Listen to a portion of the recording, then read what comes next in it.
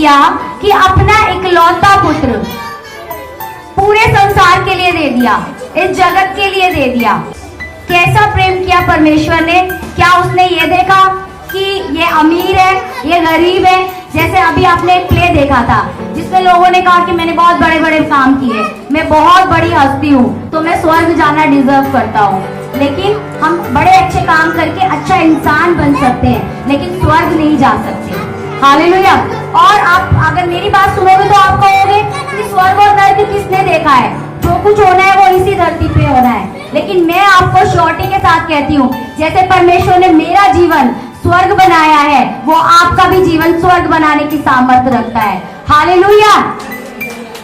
तो वचन में क्या लिखा है कि परमेश्वर ने जगत से ऐसा प्रेम किया कि अपना इकलौता पुत्र दे दिया, ताकि जो कोई उस पर विश्वास करे वो नाश ना हो और अनंत काल का जीवन पाए, यानी कि वो अनंत काल तक जीवित रहे।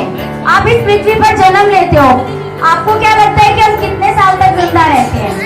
50 साल, 60 साल, 80 साल, 100 साल, 120 साल से ज्यादा तो कोई जिंदा भी नहीं रहता। तो आप अनंत काल का जीवन पाओगे, क्योंकि इस मृत्यु के बाद, इस शरीर को छोड़ने के बाद आपके पास एक और जीवन है। मैं एक एग्जांपल से आपको बताऊंगी कि किस तरह परमेश्वर ने हमसे प्रेम किया, कैसा प्रेम किया। जो सजा, जो पनिशमेंट हमें मिलने वाली थी, जो हम डिजर्व करते हैं कि हम नर्क में जाएंगे। क्या अपनी वाइफ को मारने वाला स्वर्ग जा सकता है? क्या शराब पीने वाला स्वर्ग जा सकता है? क्या चोरी करने वाला स्वर्ग जा सकता है? क्या घूस लेने वाला स्वर्ग जा सकता है? और अब व्यभिचार ऐसा नहीं है कि कहीं रेड लाइट एरिया में हम जाके व्यभिचार करेंगे। एडल्ट्री, उसके लिए फोन है आपके पास, फोन खोलो, रेड लाइट, ब्लू लाइट, सब कुछ शुरू हो जाएगी उसमें। हालेलुया। तो परमेश्वर ने हमसे कैसा प्रेम किया। यहाँ आप देख रहे हो ये दो लोग खड़े हैं, ये कौन है? ये यीशु मसीह है। ध्यान से देखेंगे सब, ये कौन है? ये यीशु मसीह है। और ये कौन है? ये एक नॉर्मल इंसान है। ये भाई एक नॉर्मल इंसान है। अब क्या हुआ कि यीशु मसीह, जिसमें कोई पाप नहीं है, जो परमेश्वर है, परमेश्वर का बेटा है, जो इतनी ताकत रखता है कि जब पृथ्वी पे था तो 3 दिन के मरे हुए लाजर को, जो कब्र में बदबू आने लगी थी, उसको आवाज लगाई और वो जिंदा बाहर आया। हालेलुया। वो इतनी ताकत रखता था। हालेलुया।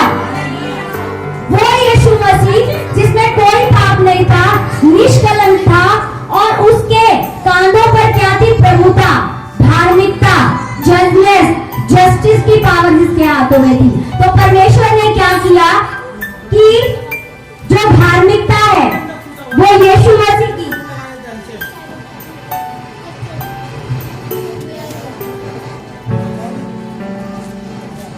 हालेलुया, यीशु मसीह ने इस भाई का जितना पाप था, जितनी बीमारी थी, जितने श्राप थे, जितने दुख थे, वो सारे बंधन, वो सारे पाप अपने ऊपर ले लिए। हालेलुया। और अपनी धार्मिकता, अपनी पवित्रताई और अपनी जस्टिस, न्याय इस भाई को दे दिया। हालेलुया। अब इसने विश्वास किया कि यीशु मसीह परमेश्वर का पुत्र है और वो स्वर्ग से पृथ्वी पे मेरा उद्धार करने के लिए आया।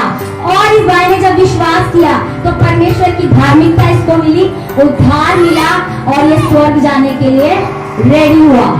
सिर्फ ये नहीं कि इसने विश्वास कर लिया, विश्वास करने के साथ ये पवित्रताई में चलेगा, परमेश्वर की आज्ञा पे चलेगा, परमेश्वर की कमांडमेंट को मानेगा कि मैं झूठ नहीं बोलूंगा, मैं चोरी नहीं करूंगा, मैं गलत काम नहीं करूंगा और मैं अच्छे रास्ते पे चलूंगा। तो परमेश्वर अपने न्याय को इसके साथ रखेगा और मृत्यु के बाद भी ये अनंत काल का जीवन पाएगा। हालेलुया। और यीशु मसीह ने जो इसके पापों को अपने ऊपर ले लिया, तो जो ये आप क्रूस देख रहे हो, आप कहते हो कि ये ईसाइयों का कोई मूर्ति है या चिन्ह है या वर्शिप का सिंबल है, ऐसा कुछ नहीं है। क्रूस का मतलब है सूली, क्रूस का मतलब है शर्मिंदगी, क्रूस का मतलब है एक दर्दनाक मौत। उस समय के जो पापी लोग होते थे, जो क्रिमिनल्स होते थे, उनको वो सजा दी जाती थी। हालेलुया। और वो क्रूस की मृत्यु जो इस भाई को मिलनी थी, वो किसने मिली? यीशु ने। हालेलुया।